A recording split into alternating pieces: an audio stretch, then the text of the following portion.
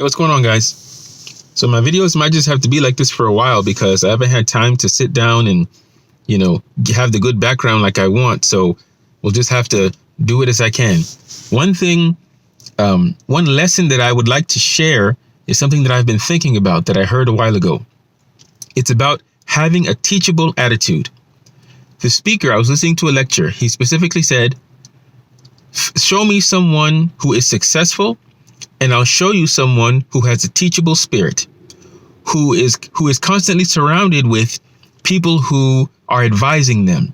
So if you have a successful investor, you'll have him with a bunch of advisors around him. If you have a successful husband, for example, he also has friends or he's surrounded with people who can advise him, or surrounded with people who he can go to for advice. If something's going on in his marriage, he's definitely willing to ask for help.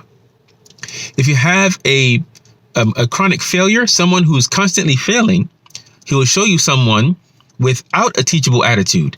And even in the midst of constant failure, they're still stubborn. They still want to stick to their guns and saying, oh, it didn't work because of this and that, and coming up with all of these reasons why things didn't work, when in fact, one of the core reasons is they don't have a teachable attitude. So in marriage, one of the main things I think that will make your marriage successful, when your wife or your husband comes to you with something, seriously consider it. You might not actually do it completely. You might not actually, it might be bad advice, straight up, but you should at least consider what they're saying. Don't just brush them off and make it seem like what they're saying isn't important, what they're saying doesn't make sense, and so on. Always at least consider what they're saying. Assalamu alaikum.